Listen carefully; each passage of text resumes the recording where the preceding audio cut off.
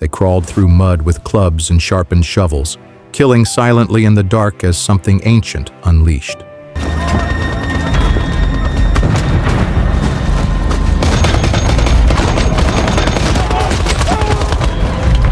World War I was supposed to be modern warfare, yet in the trenches it twisted brutally back into medieval savagery. And to understand how it got that dark, you have to go back before the trenches even existed. Before 1914, Europe was obsessed with one idea: attack harder, faster, with more spirit than the other guy. Generals didn't just believe in offensive action, they worshipped it, especially in France. After losing to Prussia in 1871, French leadership convinced itself that sheer willpower, what they proudly called élan, could overcome bullets, artillery, anything. Spirit over steel. That was the mantra. It sounds almost poetic, until you realize men were dying for it. Here's the part that still feels unreal. When someone suggested replacing the bright red trousers French soldiers wore with something less visible, the idea was rejected. Why? Because dull colors might weaken morale. The red pants stayed. Pride mattered more than practicality. And at the center of this whole mindset stood the bayonet. Armies across Europe were in a quiet competition. Who could build the longest rifle and blade combination? Reach meant survival. Stab the other man before he can stab you. That was the logic. The French carried the Liebel model 1886 rifle, fitted with a nearly 20-inch blade. Combined with the rifle, it stretched close to 6 feet. German soldiers nicknamed it the French needle. It wasn't subtle. It was meant to punch through thick coats and deep into flesh.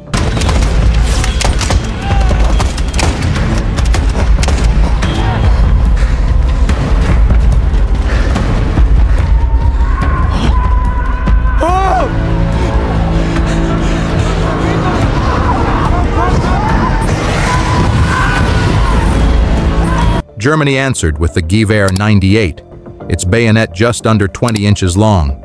The thinking wasn't even fully modern. Planners still imagined infantry fending off cavalry with those blades.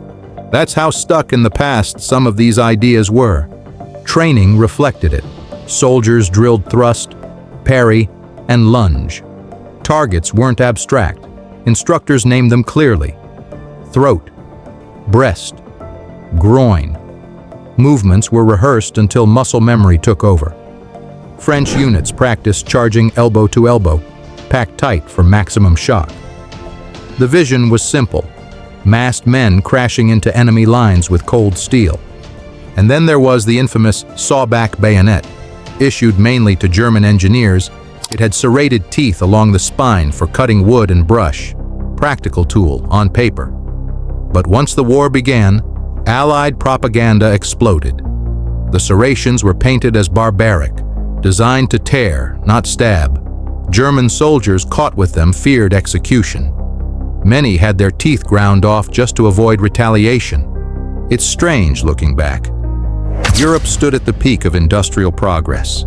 Machine guns, heavy artillery, rail mobilization, and early aircraft. Yet the faith that guided millions into battle was still rooted in the romance of the bayonet charge. And that blind faith was about to collide with modern firepower in a way no one was prepared for. And then reality hit, hard, August 22, 1914. One single day, during the French offensive into Alsace-Lorraine, 27,000 French soldiers were killed. 27,000. In 24 hours.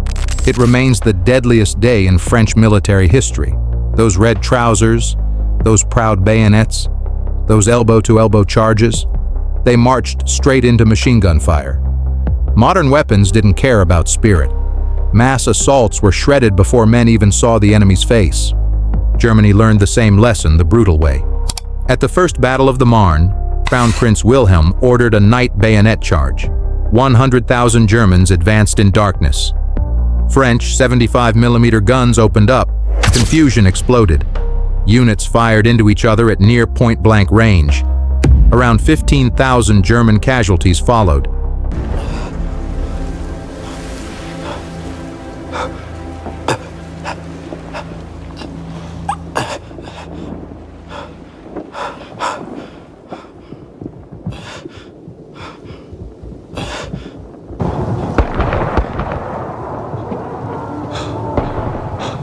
Just when both sides tried to outflank each other, aeroplanes changed the game. Aerial reconnaissance spotted movements before they unfolded. The so-called race to the sea ended with neither side outmaneuvering, just dug in. By late 1914, a 440-mile trench line stretched from Belgium to Switzerland. In 5 months, 4 million men were dead or wounded. The offensive dream was over, but here's where it gets even stranger. Commanders still believed artillery would fix everything. The theory sounded simple. Bombard enemy trenches for days. A full week if needed. Smash the wire. Collapse dugouts. Wipe out defenders. Then infantry would just walk forward and occupy the ruins. At the Battle of the Somme, the British fired 1.5 million shells in 7 days. Confidence ran so high that soldiers were ordered to walk, not run, when they went over the top. No need to rush. Surely nothing could survive that barrage. But German dugouts went 40 feet underground, reinforced with timber and concrete. When the shelling stopped, survivors climbed back up, set up machine guns, and waited. And when British troops appeared, walking in formation, they were cut down in waves. Entire units disappeared in minutes. Even when attackers captured the first trench line, there were always more behind it. Exhausted, shattered, they were pushed back again. Thousands died for yards of mud. The deadlock didn't break. And that's when the thinking shifted. Instead of throwing entire divisions into the grinder, smaller groups began slipping out at night. No massive bombardment, no flags flying, just quiet movement through mud and wire. The goal wasn't to take ground. It was intelligence, destruction, attrition. Kill a few, grab a prisoner, wreck equipment, vanish before reinforcements arrive. Surprise became the weapon.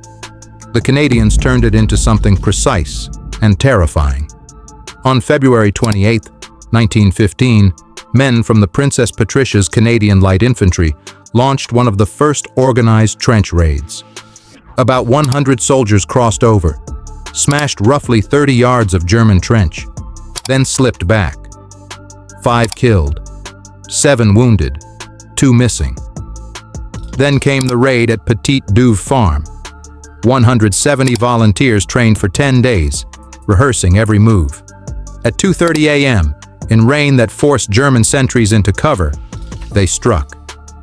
In just 20 minutes, around 30 Germans were killed, 12 captured, and valuable intelligence taken, including new rubber gas masks. Canadian losses? 1 killed by accidental friendly fire, and 1 slightly wounded.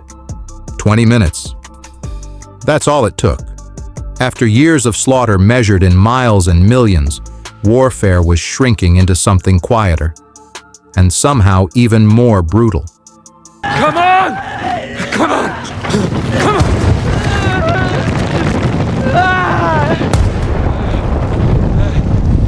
Keep going!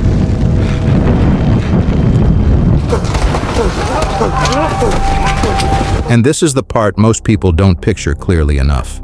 Frontline trenches were about 7 feet deep, cut in zigzags, so a single shell couldn't tear through the entire line.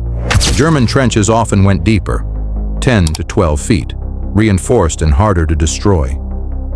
Inside, visibility was miserable. You could barely see 30 feet ahead. Mud swallowed boots, debris filled the ground, and sometimes rotting bodies were half buried in the walls. Out front, listening posts waited in darkness, and thick belts of barbed wire, 30 feet wide and several feet high, blocked the way. Fighting there was a nightmare. Long rifles were clumsy in tight corridors, and bayonets often got stuck in bodies or wood. Soldiers quickly adapted.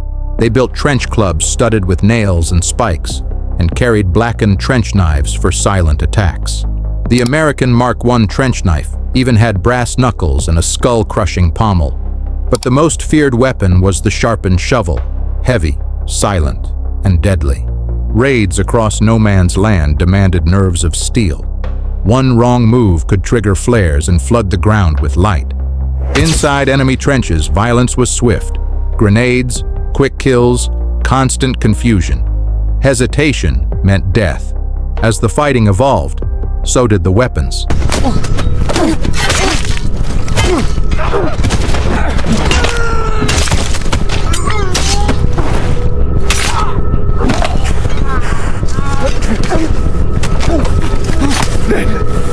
Please. Please. Pistols became essential in tight spaces. The British relied on the Webley revolver, rugged and reliable in mud. Americans favored the Colt M1911. German raiders carried the Luger P08, sometimes fitted with a 32-round drum magazine. But the real shift came with the MP18. About 3,000 saw frontline use, firing 400 rounds per minute, devastating in confined trenches. Then there was the Winchester Model 1897. Its slam fire allowed soldiers to empty 6 shells in roughly 2 seconds. Germany formally protested its use, calling it inhumane. The US pointed back at flamethrowers and poison gas. Meanwhile, armies began teaching boxing, wrestling, and even jiu-jitsu. Combat had shrunk to arm's length, but raiders slipping in and out wasn't enough. Stormtroopers took the idea and scaled it up. Unlike raiders who struck and vanished, these units aimed to break entire fronts. They infiltrated weak points, bypassed strongholds, and pushed deep into rear positions. Junior officers were encouraged to act independently, making split-second decisions. Recruited from young athletic volunteers, they carried satchels of grenades and got priority for MP-18s. Flamethrowers followed them forward, along with lighter versions of the MG-08 machine gun. Speed, shock, and relentless momentum. That was the formula. And then came the proof. At the Battle of Caporetto, stormtroopers helped capture 265,000 Italian prisoners and pushed the line back nearly 60 miles. A young officer named Erwin Rommel reportedly captured 1,500 men with just 150 troops by striking from behind. In March 1918, Germany launched its spring offensive, 1 million shells fired in 5 hours. They advanced 40 miles in 2 weeks, but supply lines collapsed. Elite units took irreplaceable losses. Then the Allies countered with 400 tanks. Over 100,000 Germans were captured. By November 11, 1918, it was over. Europe had built machine guns, tanks, submarines, and still ended up fighting with clubs and sharpened shovels in muddy ditches. The most advanced civilization on Earth slid back into primal violence. That's the haunting truth of trench raiders, and it makes you wonder, how thin is the line between progress and savagery?